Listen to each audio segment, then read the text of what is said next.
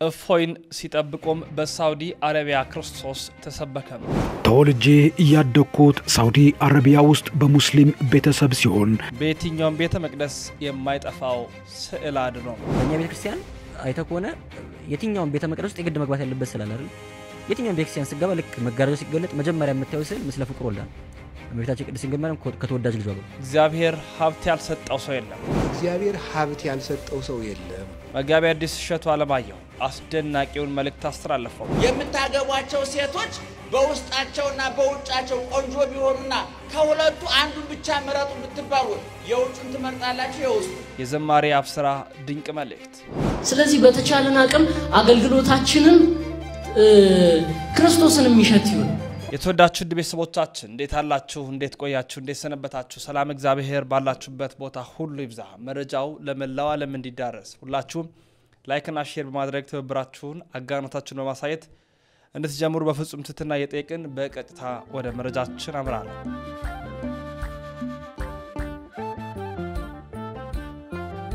በስመ አብ ወወልድ ወመንፈስ ቅዱስ አሐዱ አምላክ አሜን። የፍጥረታት ሁሉ አባት የሰማይና የምድር አስገኛ ጋይስት ዓለም ቅድስት ሥላሴ ክብር ምስጋና ይድረሰውና እናታችን በቤታችን ድንግል ማርያም ውዳሴ ክብር ይድረሳት። ቅዱሳን እንደየማዕረግና ክብራቸው ምስጋና ይድረሳቸው። እንዴት አላችሁ? እንዴት ቆያችሁ? እንዴት ሰነበታችሁ? ውድ ቤተሰቦች እንግዲህ ዛሬም ያስተምሯችኋል ሊመክሯችኋል ያሰብኩትን የተለያዩ መረጃዎችን ይዤ መጥቻለሁኝ። ሁሌ እንደምለው ላይክ ሼር በማድረግ ጀምሩልኝ። በቀጥታ ወደ ቪዲዮቹ አመራለሁ። በቅድሚያ እንድናደምጥ የምወደው ነገር አለ። በየትኛውም አብያተ ክርስቲያናት በቤተ መቅደስ ውስጥ የማይጠፋው ስዕል አድኖ ምንድነው? እሱን እናድምጥና እንመለስ። በእኛ ቤተክርስቲያን አይተኮነ የትኛውም ቤተ መቅደስ ውስጥ የግድ መግባት ያለበት ስላል አይደል? የትኛውም ቤተክርስቲያን ሲገባ ልክ መጋረጃው ሲገለጥ መጀመሪያ የምታየው ስዕል ምስለ ፍቅር ወልዳ እመቤታችን ቅድስት ድንግል ማርያም ከተወዳጅ ልጇ ጋር ሁሉም ቤተክርስቲያን የማንንም ይሁን በየትኛውም ቅዱስ ሲሰየም የሚገባው ስዕል የእመቤታችን ስዕል ነው። ምክንያት አለው። ሊቃውንት በጣም ብዙ ትርጓሜ ያስቀምጡለታል። አንደኛ የእመቤታችን ስዕል ምስለ ፍቅር ወልዳ የሚባለው ስዕል የአዲስ ኪዳን ምልክት ነው። ልክ እንደ መስቀል የአዲስ ኪዳን ምልክት ነው ያ ስዕል። ምክንያቱም ያ ስዕል ስለ እመቤታችን ብቻ አይደለም ስለ ልጇም ጭምር ነው። ያ ስዕል ወላዲተ አምላክ መሆኗን የሚመሰክር ስዕል ነው። ወላዲተ አምላክነቷ ላይ ብዙ ጥያቄ ብዙ ክርክር ይነሳ የለ። ስዕሉ በራሱ ወላዲተ እያልን ያለነው ያንን ስዕል ስናስቀምጥ ድንግል ማርያም የሆነ ሕፃን ልጅ አቅፋለች አይደለም። ዓለማትን ሁሉ የሚመግበው ፈጣሪ ዓለማትን ሁሉ የሚመግበው አምላክ ሕፃን ሆኖ ተወለደ። ጡቷን ይዞ ጠባ፣ አለቀሰ፣ አባበለችው፣ አሳደገችው፣ አበላችው፣ አጠጣችው። ተራ ሕፃን አይደለም አምላክ ነው። ካደገ በኋላ አይደለም አምላክ ነው። በማህፀኗ ሲገባ አምላክ ነበር።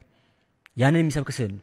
አዲስ ኪዳን የሚሰብክ ስዕል ነው። አምላክ ሰው ሆነ፣ ሰው አምላክ ሆነ የሚለውን ስብከት ተዋህዶን የሚሰብክ ስዕል ነው። ሚስጥረ ሥጋዌን የሚሰብክ ስዕል ነው። በቃ አዲስ ኪዳን ዶግማ ነው ማለት ነው ሐሳቡ ራሱ።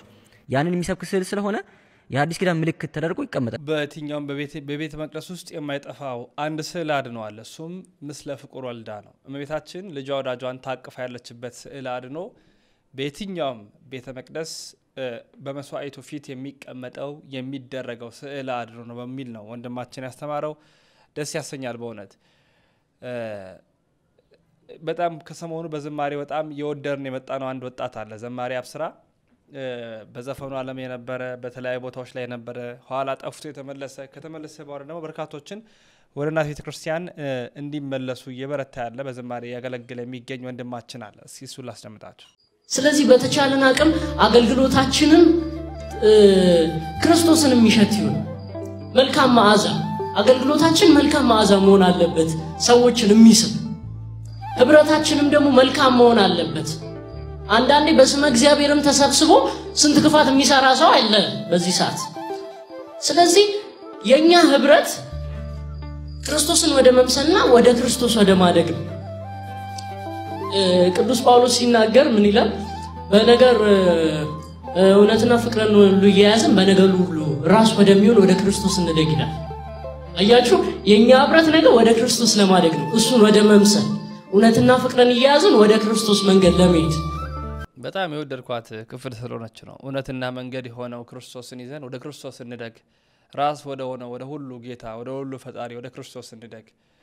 ቅዱስ ጳውሎስ እኔ ክርስቶስን እንደመሰልኩ እናንተ እኔን ምሰሉ ይላልና እያንዳንዱ ቅዱሳን የሚያልፉበት ተጋድሎ ወደ ክርስቶስ ነው መንገዱ የሚያደርሰን። ክርስቶስን እንድንመስል ራስ የሆነ ፈጣሪያችን እንድንመስለው ነው። ሰው ራሱ በባህሪው ሲፈጠር ሰው ያፈጣጠሩ በራሱ እሱን እንድንባሪያና በምሳሌው ነው አይደል? ምንም ቢሆን ሰው ፈጣሪ ለመምሰል ነው የተፈጠረውና ወደዛ እንደግ የሚል ደስ የሚል አስተምህሮት ነው ይዘ የመጣው አንተ ራስን በመሆን ራስ ላይ ቢዚ ኮንክ ሌላው ነገር አያሳስብም ዲያቆን ሄኖክ እኔ ባንቺ ስቀና እኔን የመሆን ጊዜን ያቃጠልኩ አንቺን ለመሆን ስጣጣ ስለዚህ ለዚቻችን እድሜ የሆነ ሰው ፕሮግረስ እያዩ እንዲሆነ እያልኩ እየተደሰቱ እየተቃጠሉ እየተበሳጨው ለምን ጊዜን አጠፋዋለሁ አንተን በመሆን ቢዚ ከሆንክ የሌላው ጉዳይ ያሳስባል እና ብዙ ጊዜ ቅናት የሚመነጨው እግዚአብሔር ለቃየል ምን አለው መሰለሽ ስለምን ቀና ስለምን ፊት ተጠቆረ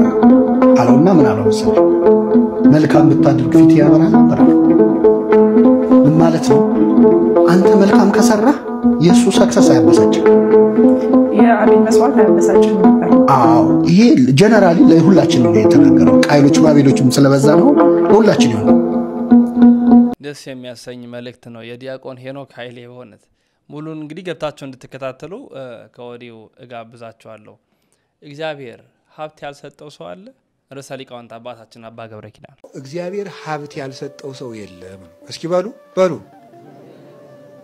ምን ያልሰጠው የለም ሀብት ያልሰጠው ሰው በምድር ላይ የለም ጨርሶ የለም ማንንም ሰው ሀብቱን ቅድም እንዳልኳችሁ ግን ላያውቅ ይችላል ባሮቹ የሚባሉት ምን ማናቸው ይላል መላው ህዝበ ክርስቲያን ናቸው ባሮቹን ጠርቶ ሰጣቸው ይባላል መላው ናቸው ስለዚህ ገንዘቡን ሰጣቸው የተባለው ጸጋ የሌለው ክርስቲያን የለም ዱርዬ በሉት የሚያውደለድል በሉት ዘፋኝ በሉት ጨፋሪ በሉት መክሊቱ ተዳፍና ሊሆን ይችላል እንጂ ጸጋ የሌለው ሰው የለም ክርስቶስ ለሁሉም ሰጥቷል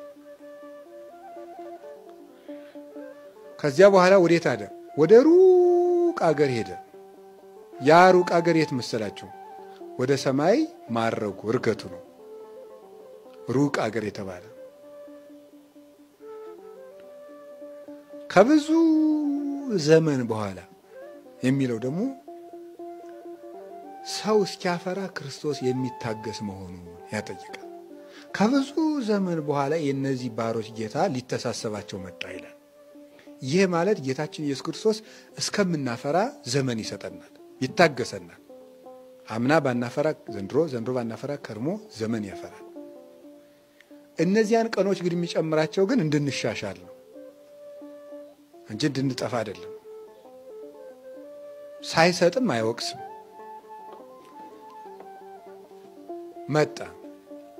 መጣ የተባለው ሁለት ነገር ነው አንደኛ ብዙ ዘመን የተባለው ሰው እስኪሞት ድረስ ክርስቶስ የሚታገሰው ትዕግስት ነው ሁለተኛ ብዙ ዘመን የሚባለው ጌታ እስከሚመጣ ድረስ መላው ዘመን ነው የዓለም እስኪያልፍ ድረስ ስለዚህ ጌታችን ኢየሱስ ክርስቶስ ሁለት ጊዜ ወደኛ ይመጣል ማለት ነው ይሄ ማለት ሁለት ጊዜ ማለት ምን ማለት አንደኛው እኛ የሞትን ዕለት ነው ስንሞት የዛን ጊዜ የክርስቶስ ምጽአት ትሆናለች ለኛ እኮ ምጽአታችን ሞታችን ነው ከዚህ በኋላ ጌታ 5000 ዓመት ቢቆይ ምን ያደርጋል ዋናው እኛ ከሞትነ ቢቆይም አይጠቀም ቆይተን ስራ ስለማንሰራ መቆየቱ አይጠቅምንም ስለዚህ አንዱ የራሳችን ሞት ነው ሊተሳሰብ መጣ የሚባለው ያነሳናል ካላፈራ ሁለተኛው የዚያ ጊዜ በግልጽ ክፉ ለሰራ ፍዳውን በጎ ለሰራ ዋጋውን የሚከፍልበት ቀን ነው የዚያ ጊዜ ይመጣል እግዚአብሔር ሀብት ያልሰጠው የለም ርዕሰ ሊቃውንት አባታችን አባ ገብረ ኪዳን ያስተላለፉልን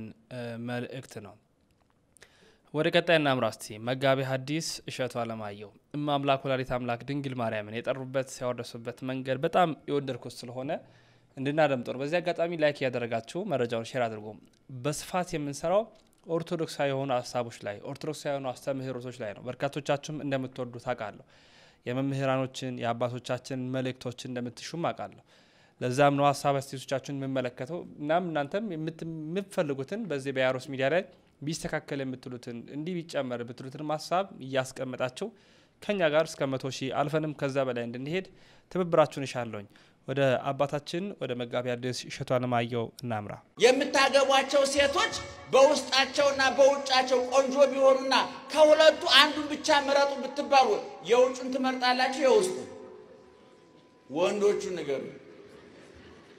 ነገሩኝ የውስጡን የውጩን አቤቱሽ እንደማበጠሪያ ጸጉር ላይ ተሰክታችሁ አልቀራችሁ እንደ ጥርስ ቡርሽ ጥርስ ላይ ተለጥፋችሁ አልቀራችሁ ዞማ ጸጉር ስትመለከቱ የከረደደ ሐሳብ አላጋጠማችሁ? ሰልካካ ፍንጫት ስትመለከቱ የተጎረደ ሐሳብ ያላቸው ሴቶች አላጋጠሟችሁ? ረጅም ቁመት ስትመለከቱ አጭር ሐሳብ ያላቸው ሰዎች አላጋጠሟችሁ? እህቶቻችን ቤት የሰራ ባል ነው የምፈልገው ብላችሁ ቤቱን ሰርቶ ራሱ ከፈረሰ ወንድ ጋር አልተጋፈጣችሁ? መኪና ያለው ነው የምፈልገው ብላችሁ መኪና ገዝቶ ራሱን የሸጠ ወንድ አላጋጠማችሁ? የባከነ የተበላሸ የተልከሰከሰ ሕይወት ውስጥ አልገባችሁ? ከውስጥና ከውጭ ውበት ሊገናኝላቸው የሚችሉ ጥቂት ሰዎች ናቸው። ስለነዛ እናወራም። ዛሬ የምንናገረው አፋችንን ሞልተን ደረታችንን ነፍተን የምንመሰክርላት እንከን የለሽ ከውስጥም ከውጭም ውብ ድንግል ማርያም ናት። ለዚህ ነው በስጋሽም ድንግል ነሽ በሉልኝ። በስጋሽም በሉ እስኪ ድንግል ነሽ፣ በሐሳብሽም ድንግል ነሽ። ድንግል ማርያም ሁለመናዋ ድንግል ነው።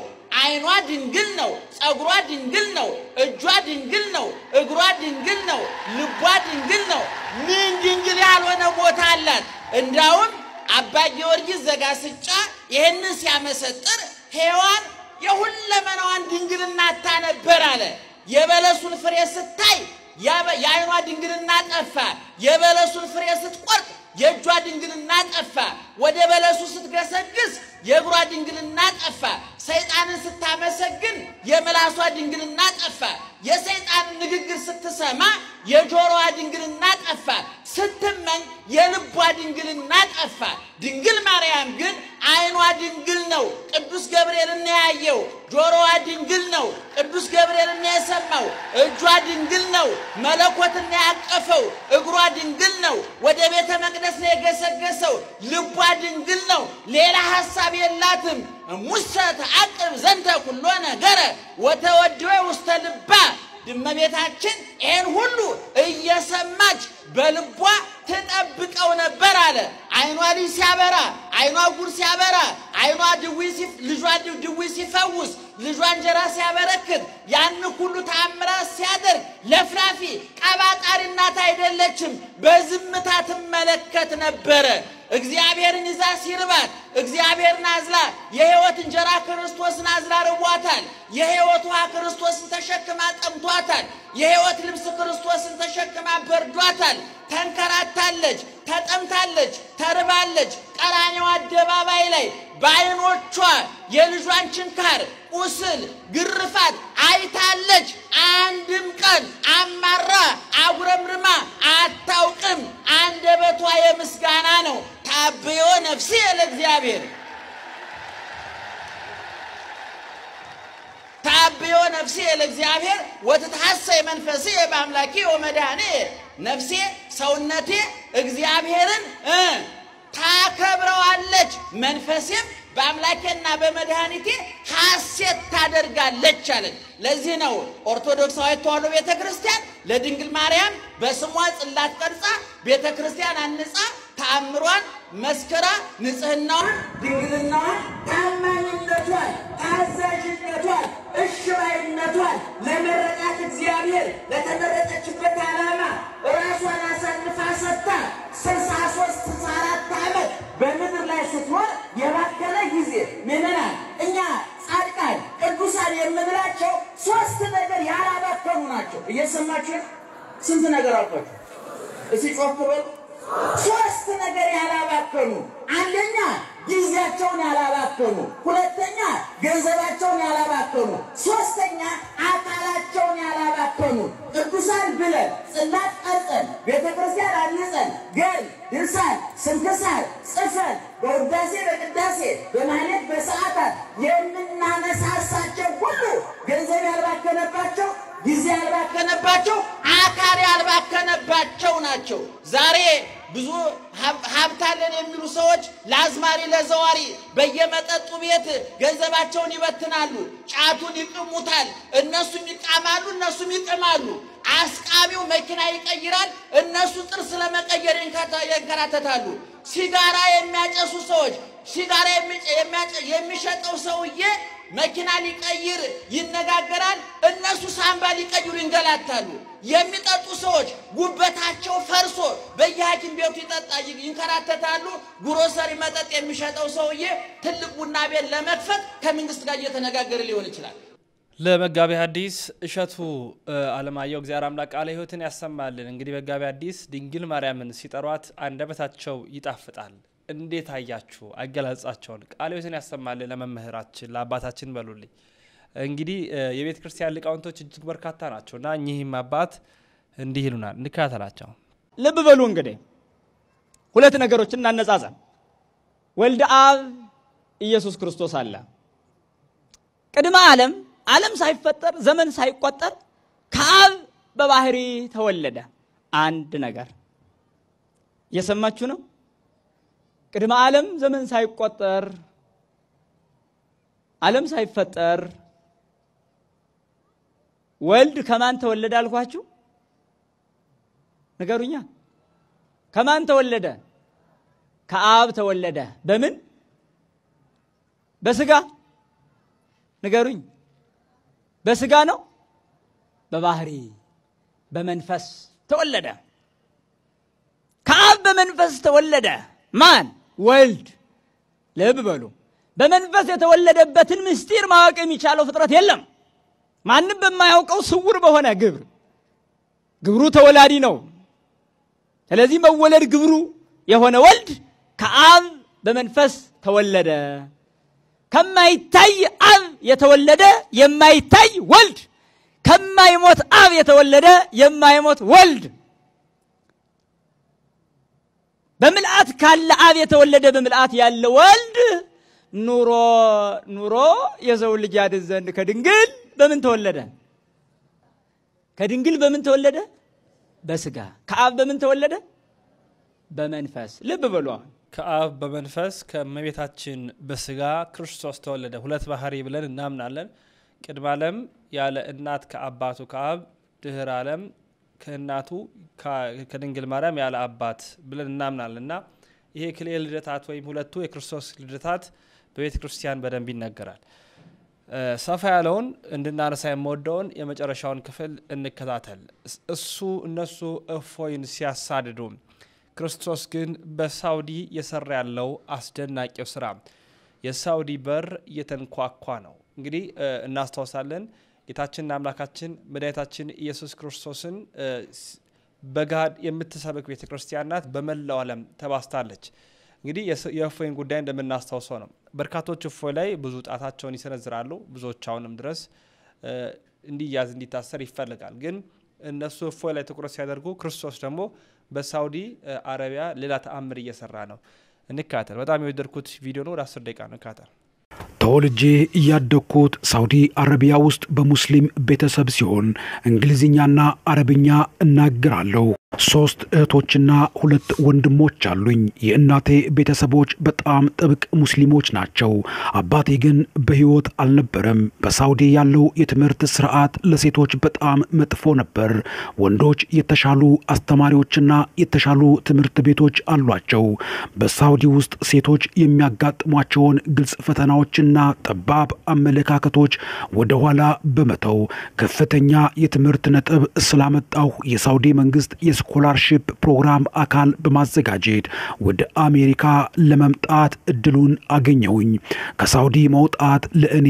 እንደልም ነበር እስረኛ ከእስር ቤት ወጥቶ አዲስ ህይወት እየጀመረ ያክል ነበር መስሎ የተሰማኝ ከመንፈስ ጭንቀትና ከነበረኝ ተስፋ ቢስ ህይወት ነፃነትን ፈልጌ ነበር የራስ መሸፈኛዬን ኒቃብ አውልቄ በአሜሪካን ዘይቤ መልበስ ወሰንኩኝ አሁንም ቢሆን ነፃነት አልተሰማኝም በህይወቴ ውስጥ የጎደለ ነገር እንዳለ አውቅ ነበር ነገር ግን ምን እንደሆነና ፍላጎቴን እንዴት እንደማሟላ አላውቅም ነበር በመማርበት ግቢ ውስጥ ሲንቲያ የምትባል ክርስቲያን ሴት በግቢው ውስጥ አገኘሁኝ እሷ በህይወቴ ውስጥ እንደ ብርሃን ጭላንጭል ነበረች ወደ እውነት የጠቆመችኝና የመራችኝ በጣም የቅርብ ጓደኛዬ ነበረች ብዙም ሳይቆይ በክርስቶስ ላይ ያላትን እምነት ለእኔ ማካፈል ጀመረች አብሪያት ብዙ ጊዜ ሄድኩኝ ነገር ግን የመዳንን ሐሳብ በትክክል አልገባኝም ነበር ምክንያቱም በእስልምና ኢየሱስ ክርስቶስ ክርስቶስ ነብይ እንጂ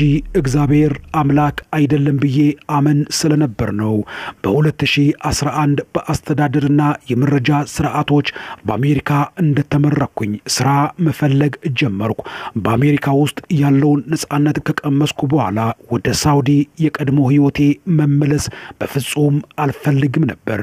ሲንቲያ በቡልደር ሲኦ በሚገኘው የአባቷ ኩባንያ ውስጥ ስራ አገኘችልኝ። እሷም በሆራይዘንስ ኢንተርናሽናል በተሰኘ ዓለም አቀፍ የተማሪዎች ማዕከል እንድኖር አመቻቸችልኝ። እሱም የሙስሊሞች አገልግሎት ነው። እንደ ኤሮፓውያን አቆጣጠር በጥቅምት ወር 2011 ወደዚያ ተዛወርኩኝ። ከሙስሊም የመጡ ክርስትናን የተቀበሉ አዲስ አማኞችን አግኝቻለሁኝ። እነርሱ በርግጥ ኢየሱስ ክርስቶስ አምላክና ጌታ እንደሆነ ያምናሉ። ከተለያዩ አረብ ሀገራት የመጡ ሰዎች እስልምናን ትተው ክርስቲያን ሲሆኑ ሳይ በጣም እደነግጥና እፈራ ነበር። ምስክርነታቸውን ለእኔ አካፍለዋል እና በሕይወታቸው ውስጥ የእግዚአብሔር ሥራ አስደንቆኝ ነበር። ይህም ጥያቄዎችን ለመጠየቅና ስለ ክርስትና የበለጠ ለመማር ከፊት እንድቀድም አድርጎኛል። በአንድ ወቅት ከእስልምና በተመለሱ ሰዎች ቤት የመጽሐፍ ቅዱስ ጥናት እንድካፈል ተጋበዝኩኝ። ያንን ቀን ነበር የወደድኩት። ለእኔ እንደ ሰማይ ርቆኝ የነበረውን ቀን በአጠገቤ አገኘሁት። ስብሰባቸውን የጀመሩት በጸሎት እና በልመና አባታችን ሆይ በማለት ነበር። ከዚያም እርስ በርሳቸው በእውነት ጸለዩ። እዚያ ያጋጠመኝ ፍቅር ልቤን ነክቶታል። በእስልምና እንዲህ አይነት ፍቅር፣ እንዲህ ያለ እምነት አላየሁም ነበር። የማወቅ ጉጉት ስላደረብኝ መጽሐፍ ቅዱስን ከፈትኩና ስለ ትንሣኤ ማንበብ ጀመርኩ። መጽሐፍ ቅዱስ እንዲህ ይላል፣ በመንግሥተ ሰማይ ሰዎች አያገቡም አይጋቡም፣ እንደ ሰማይ መላእክት ይሆናሉ ይላል። የማቴዎስ ወንጌል ምዕራፍ 22 ቁጥር 23 ላይ ይህ ቃል ለእኔ የተወደደና የተቀደሰ ነበር። ከእስልምና የገነት ጽንሰ ሐሳብ ፈጽሞ የተለየም ቃል ነበር። በእስልምና ውስጥ ጀነት በመሰረቱ ለወንዶች ብቻ ነው። ወንዶች የሚደሰቱባቸው 72 ደናግል ሴቶችና የወይን ወንዞች ውስጥ ይኖራሉ ተብሎ ይጠበቃል። አንዲት ሴት ጀነት ከተገኘች ለአንድ ወንድ ካለችው 72 ደናግል ሴቶች ውስጥ አንዷ ትሆናለች። በሆራይዘንስ ኢንተርናሽናል ያሳለፍኳቸው 3 ወራት በፍጥነት ካለፉ በኋላ ወደ ካሊፎርኒያ ተመለስኩኝ።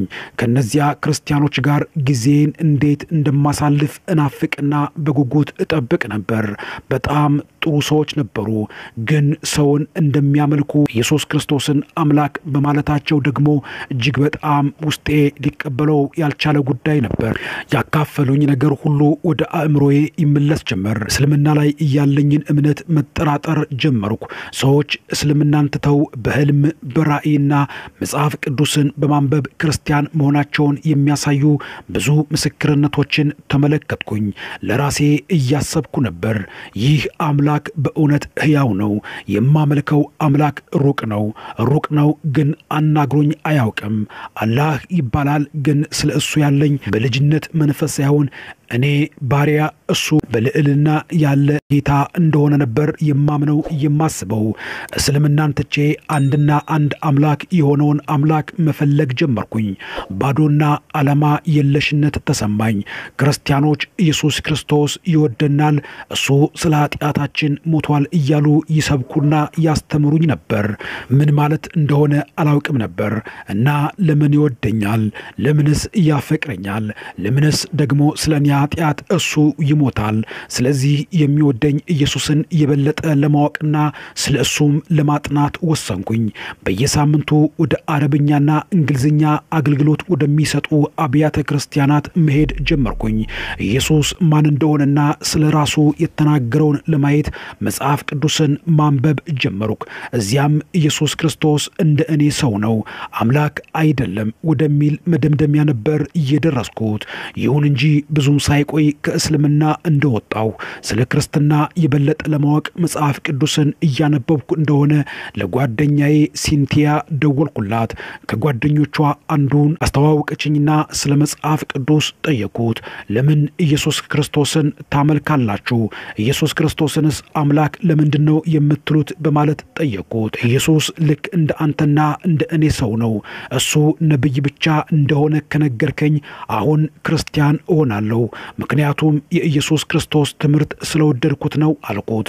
እሱም ኢየሱስ አምላካዊ ባህሪና ሰብአዊ ባህሪ ያለው አምላክ ነው አለኝ። ኢየሱስ አምላክ ካልሆነ ክርስትናችን ምንም ፋይዳ የለውም።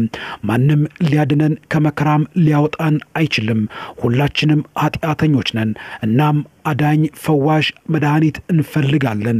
ኢየሱስ ክርስቶስ በመስቀል ላይ በመሞትና እንደገና ከሞት በመነሳት ከኃጢአታችን አድኖናል።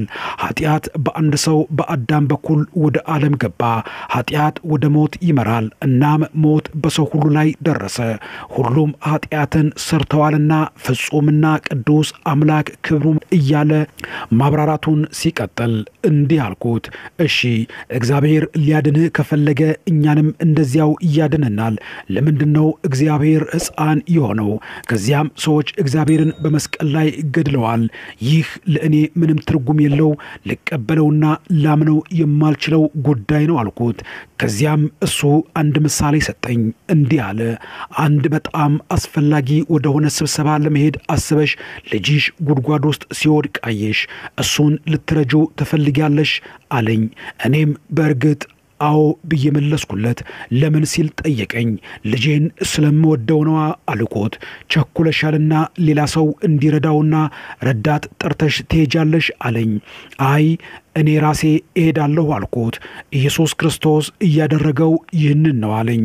እሱ እኛ በኃጢአት በወደቅን ሰዓት፣ በበደል በረከስንበት ሰዓት ላይ ሌሎች ነቢያትና ሐዋርያትን ሳይሆን እየላከው ፍጹም ለሚወደው የሰው ልጅ እሱ ራሱ ቀርቦ ነው ከመከራና ከፈተና ከፍዳም እያዳነን አለኝ። ምሳሌውን እጅግ በጣም ወደድኩት። ከዚያ በኋላ ምንም ማለት አልቻልኩም። ኃጢአተኛ ሆነሽ ለልጅሽ ይህንን ለማድረግ ፈቃደኛ ከሆንሽ እግዚአብሔር ምን ያክል ከአንቺ የበለጠ በፍጹም ፍቅሩ ለሚወደው ሰው ዋጋ ከፍሎ የሚያድነው ይመስልሻል ብሎ ከውስጤ የቀረ ጥያቄ ፈጠረብኝ። ወደ ቤት ሄድኩና መጽሐፍ ቅዱስን እንደገና ማንበብ ጀመርኩ። በዚህ ጊዜ የእግዚአብሔርን ፍቅር እፈልግ ነበር። ለኔ ካለው ፍቅር ተስፋ ቆርጬ ነበር። አይኖቼን ወደ ላይ አንስቼ ለመጀመሪያ ጊዜ ወደ ኢየሱስ ክርስቶስ ጸለይኩኝ። በፊቱም ተንበርክኬ እግዚአብሔር ኢየሱስ ክርስቶስን መለመን ጀመርኩ። እኔም ኢየሱስ ክርስቶስ ሆይ አንተ አምላክ ከሆንክ እባክህ የሆነ ነገር አሳየኝ አልኩት። ወደ መጽሐፍ ቅዱስ ተመለስኩና ይህንን ቃል ማንበብ ጀመርኩኝ። በፍቅር ፍርሃት የለም፣ ነገር ግን ፍጹም ፍቅር ፍርሃትን አውጥቶ ይጥላል። ምክንያቱም ፍርሃት ቅጣት አለውና የሚፈራም ሰው ፍቅሩ ፍጹም አይደለም የሚል አንደኛ ዮሐንስ ምዕራፍ 4 ቁጥር 18 ላይ ይህንን ጥቅስ እንዳነበብኩ የፈራሁት ሁሉ ቀልጦ ጠፋ። የእግዚአብሔር መገኘት በክፍሉ ውስጥ በጣም ኃይለኛ እንደነበር በማወቅ ላይ ነኝ። እሱ ከእኔ ጋር ቢሆንም ከኋላዬ የቆመ ይመስለኛል። ወደ ኋላ ተመልሼ ተመለከትኩ። በአካል አላየውም፣ ግን እንደመለሰልኝና ከእኔ ጋር እንደነበር በልቤ እርግጠኛ ነበርኩ። በ2012 ልቤንና ሕይወቴን ለዚህ ጌታ ለዚህ ንጉሥ ቤዛዬ ለሆነው ለኢየሱስ ክርስቶስ ከፍቼ ሰጠው። ኢየሱስ ክርስቶስ አምላክ እንደሆነ ተገነዘብኩ። የጌታ ኢየሱስ ክርስቶስ ፍቅር ልቤን ማርኮታል። በእስልምና ፈጣሪ በጣም ሩቅ ነበር፣ ነገር ግን በክርስትና ውስጥ እሱ ኢየሱስ ክርስቶስ አፍቃሪ ነው። እሱ አባት፣ እኔ ልጅ ሆኜ ያለን ግንኙነት በዚህ ነበር እየተገለጸልኝ። በእስልምና ግን እኔ የፈጣሪ ባሪያ እንጂ ለእሱ ልጅ እሱም ለእኔ አባት መሆን አይችልም ነበር። ከእኔ ጋር መንፈሱም አሁን በውስጤ የክርስቶስ ይኖራል። የኢየሱስ ክርስቶስ ፍቅር ወደ እኔ መጣ። እናም ኃይሉ ተሰማኝ። እሱም ደስታንና ሰላምን፣ ምሕረትና ርኅራኄን ሰጠኝ። ከዚህ በፊት ያጋጥሞኝ አያውቅም። ኢየሱስ ክርስቶስ በእኔ ምትክ ለኃጢአቴ ሞቶ ተቀበረ። በሦስተኛው ቀን ደግሞ ከሞት ተነስቶ ተገለጠ። መቃብርን ድል ነስቶ በእኔ ውስጥ በሚኖረው መንፈስ ቅዱስና አዲስ ልብና አዲስ ማንነት ሰጠኝ። መጽሐፍ ቅዱስ የኃጢአት ደሞዝ ሞት ነውና የእግዚአብሔር የጸጋ ስጦታ ግን በኢየሱስ ክርስቶስ በጌታችን የዘላለም ሕይወት ነው። የተናደድኩበት አምላክ ለረጅም ጊዜ የሰማይ አባቴ ሳይሆን ባሪያው እንዳደረገኝ ነበር እየተሰማኝ። አሁን ኢየሱስ ክርስቶስን ካገኘው በኋላ ለኔ የከፈለው ምሕረትና ያደረገው ፍቅር የገለጠው መውደድና የከፈለው ቤዛነትን ሳስብ ኢየሱስ ክርስቶስን ሳላው የኖርኩባቸውና ያሳለፍኩባቸው ዘመናቶች እጅግ ከባድ በሆኑና አስጨናቂ በሆኑ የእስልምና ሕግ መኖሬን ሳስበው ያንን ዘመን በእርግማንና በጸጸት እንዳሳልፍ አድርጎኛል። አሁን በመኖርበት በአሜሪካን ሆኜ ሳለሁ ወደ ሳውዲ ለመመለስና በዚያም ሕይወትን ለመቀጠል በፍጹም አላስብም። አሁን ከጨለማ ወደ ብርሃን የመጣሁበት ከድቅድቅ ደግሞ ወደሚደነቅ ሕይወት የመጣሁበትን መንገድ አግኝቻለሁ። እሱ የማርያም ልጅ ኢየሱስ ክርስቶስ ከእኔ ጋር ነው። አሁን አግኝቼ የማላቀውን ሰላምና ደስታ ፍቅርና ርህራሄን ከእሱ አግኝቻለሁ። እንዲህ ያለውን እምነትን ይዤ በአረብኛም በእንግሊዝኛም ክርስቶስን ለማያውቁት ከአረብ ሀገራቶች ለመጡ ሙስሊሞች በማስተማርና ይህንንም ቃል በመግለጥ ላይ እገኛለሁኝ። ከድጃ ነኝ ከአሜሪካ የቀድሞዋ የሳውዲ አረቢያ ዜጋ የእስልምና እምነት ተከታይ። ይህንን መረጃ እንግዲህ ለመላው ዓለም አዳርሱ። ክርስቶስን እንዲህ ባለ መልኩ በእውነት የገለጠች የሰበከች ያወቀች የተረዳች ናት። እግዚአብሔር የተመሰገነ ይሁን። እንዲህ አይነት መረጃዎችን ለማግኘት ሰብስክራይቡን 100 ሺህ ያደርሱልኝ ባካችሁ ሁላችሁም። ይህንን ደግሞ ላይክ ከ2000 3000 በላይ ላይኮች ያስፈልጉታል። ሁላችሁም ላይክ አድርጉ። እስቲ ደስታችሁን ስሜታችሁን ግለጹ። 100 ሺህ ድረስ እባካችሁ። የተለያዩ ቲክቶክንም ፌስቡክንም ኢንስታግራምንም አማራጮች ያሮስ ሚዲያ ብላችሁ ተጠቀሙ። ወንድማችሁ ሉል መብራቱ ነኝ። በቀን 2 ጊዜ ማልዳና ምሽት እንዲህ አይነት መረጃዎችን ለእናንተ አቀርባለሁ። ተሰነባበትኩኝ። ክብር ምስጋና ያለው አብ፣ ክብር ምስጋና ያለው ወልድ፣ ክብር ምስጋና ያለው መንፈስ ቅዱስ አንድ አምላክ አሜን።